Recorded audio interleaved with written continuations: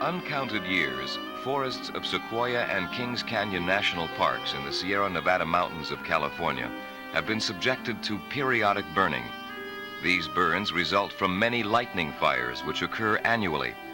Fire is an ever-present natural environmental factor like snow, rain, and sun. It has influenced development of these forests and all associated life forms. The National Park Service is responsible for maintaining naturally operating ecosystems.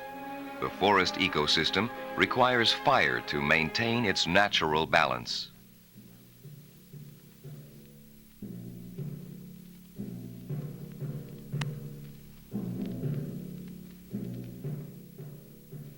Many days in the summer months of these high mountains are characterized by increasing cloudiness in the afternoons, coupled with violent lightning storms. Often there is little rain with such storms, and as a result, many fires are ignited.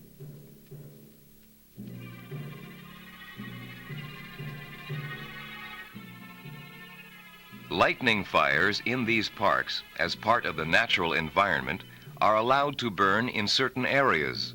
Such a fire is burning before us here.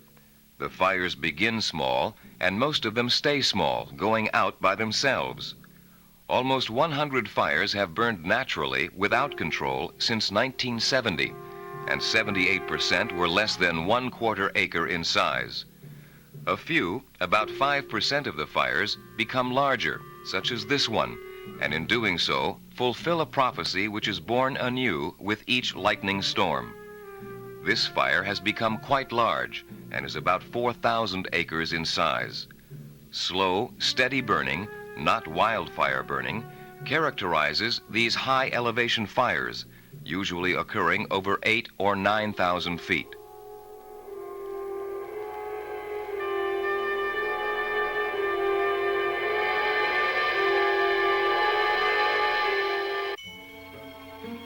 This type of high elevation fire is under study by the National Park Resources Managers and researchers to monitor their effects.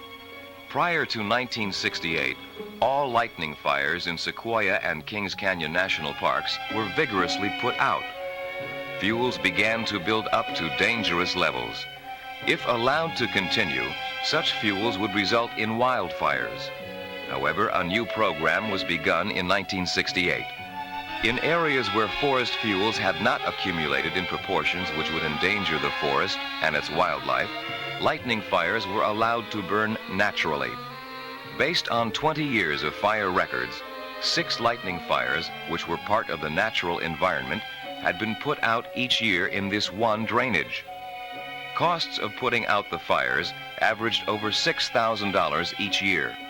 Not only is it unnecessary to spend money to put out the fires anymore, but the danger of future disastrous fires is being eliminated. Perhaps more importantly, the true and natural composition of the forest and associated life forms can be maintained.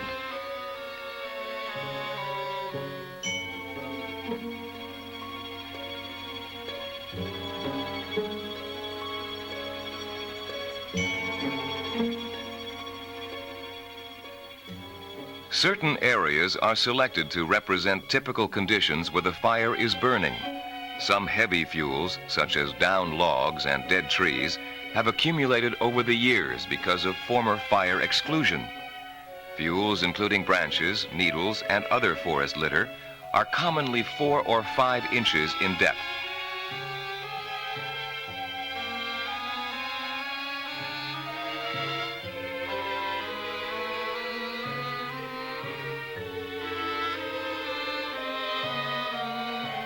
Fires, this one beginning in August, burn slowly and may last as long as 2 or 3 months.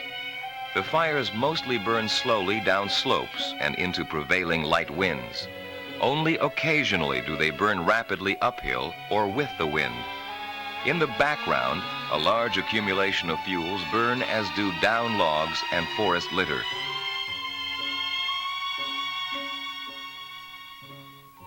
In certain areas, fires burn more intensely than in others, and the smaller trees are killed. Large accumulations of fuels are burned.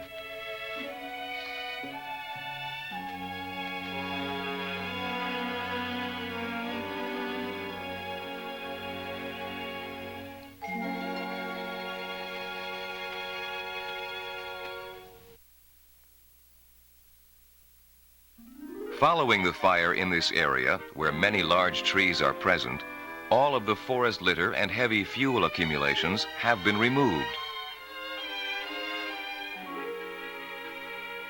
Immediately following the fire, activities of rodents and other forest animals appear to continue normally. 1 year later, a view of the same area reveals little or no erosion, a clean forest floor, and the absence of smaller trees.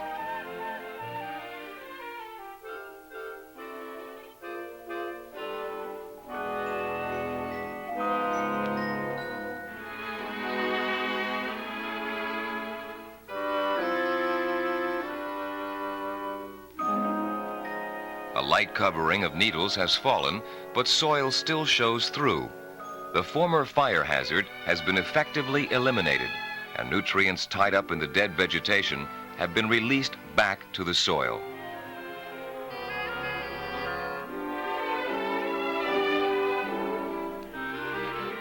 Wildlife, even this slow-moving rattlesnake, has no trouble in keeping out of harm's way. No burned animals have been found in natural fire.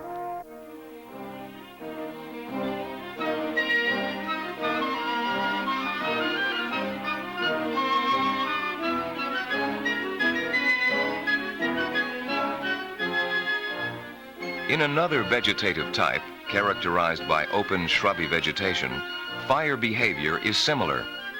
The shrubs have been used as food by deer. Notice the cropped, hedged appearance of this shrub, called manzanita.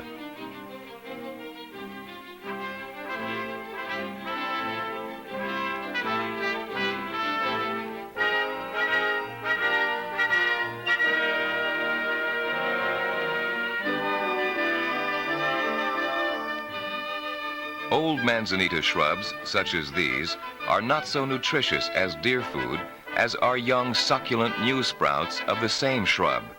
Some trees are eaten by deer, perhaps because of the lack of necessary food value in the surrounding manzanita. Branch tips of the lower portion of this tree have been eaten by deer.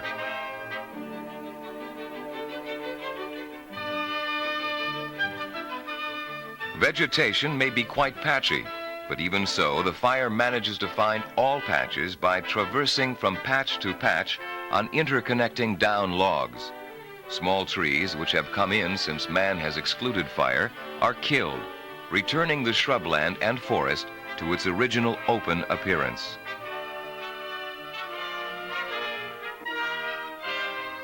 During fires in shrubby vegetation, accumulated twigs and leaves are consumed. This manzanita appears to be killed by the fire, but in actuality is renewed by it, as the primary means of reproduction is by sprouting, which occurs vigorously after burning. Ash beds are all that is left of most down logs.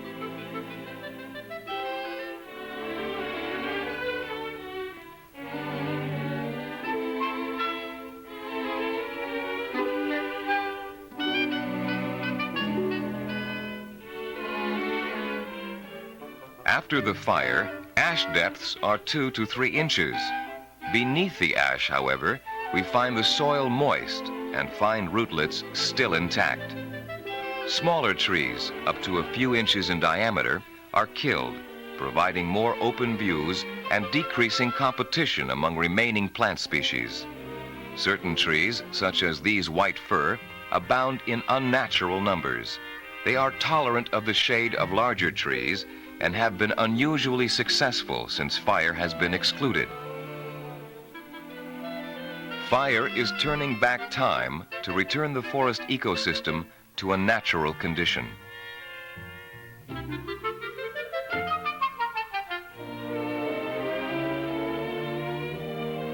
A year later, the ash is gone, and the soil, though exposed, is not eroded. The ash, with its nutrients, has been incorporated into the soil. Manzanita and other shrubs on which the deer depend for food are profusely sprouting. Sprouts a foot high or more, a year following the fire, are typical. Natural fire has renewed these shrubs, and they now provide desirable forage of higher food value than did the decadent predecessors. Other shrubs that do not sprout need fire to sensitize the seeds before they will germinate. Such seeds may wait in the ground for years until the heat of a fire starts them growing. Now at closer range, we see new manzanita shoots sprouting from root crowns, which are not killed by fire.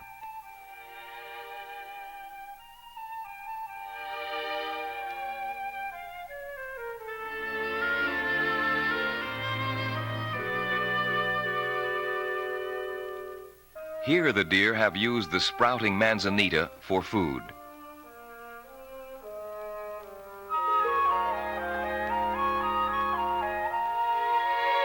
Water quality is seldom affected by these fires. Research performed in cooperation with the United States Geological Survey has disclosed no significant difference in water quality between burned and unburned sites.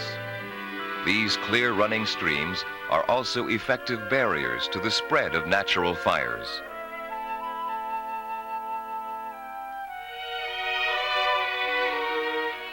In addition to stream barriers, large expanses of rock common in these parks also serve as fire breaks, as do openings in the forest. To a large degree, all natural fires have predictable limits on their ultimate size and shape, as dictated by the presence of natural barriers. Though fires may become large, only a small part of the total area burns at one time.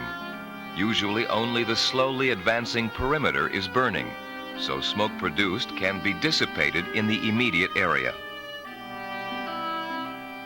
Healthy larger trees can withstand modest amounts of fire.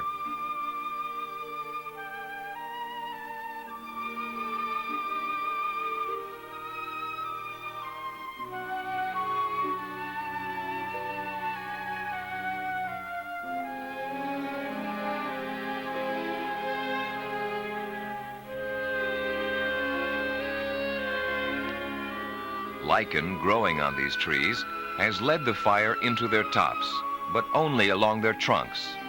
These trees were not hurt by the fire, which burned for only a few minutes before going out. Of course, some large trees are burned down. However, most of them are affected with diseases which cause rotting and openings where fires can get a foothold. Thus, natural fire serves as a sanitizing agent, eliminating these diseased trees.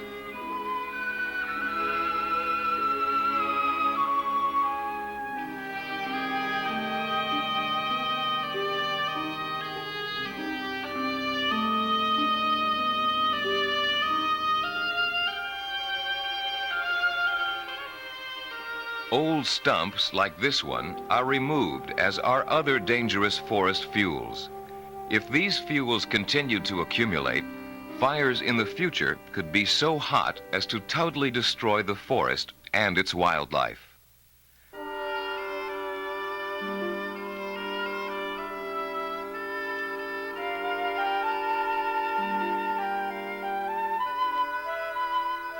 The fire burns on, slowly creeping at the rate of about 50 or 60 feet per hour, giving opportunity to wildlife to temporarily leave the area.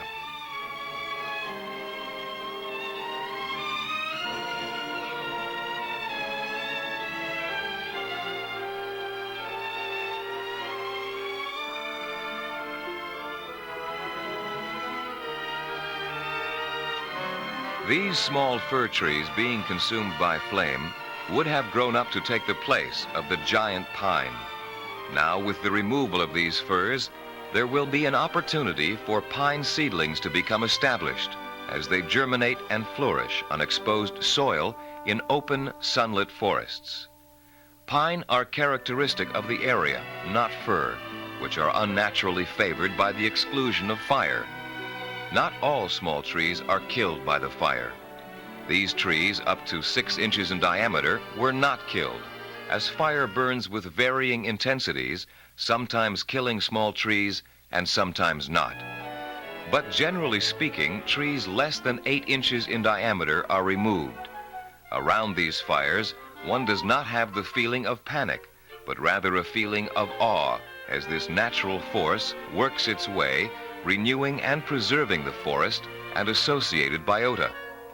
The zone where natural fires may burn without interference from man now includes over 70% of Sequoia and Kings Canyon National Parks. Park visitors are kept informed of the location and purpose of natural fires and favor this approach to park natural resources management.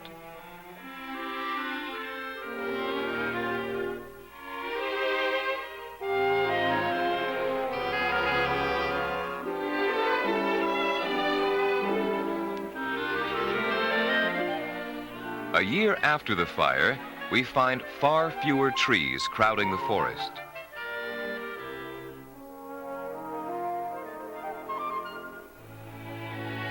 Deep layers of ground fuel and dead down logs have been removed.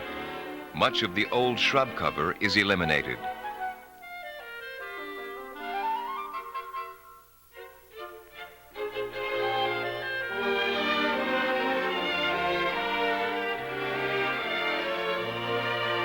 New shrub growth is rapid and is providing plentiful and nutritious food for deer.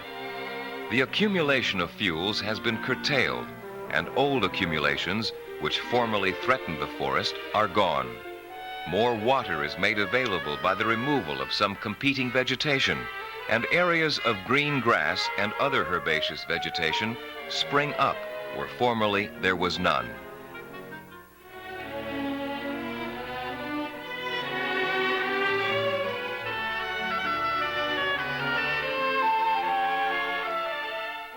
In Sequoia and Kings Canyon National Parks, natural fire plays an important role in the evolution and preservation of forests and their associated life forms.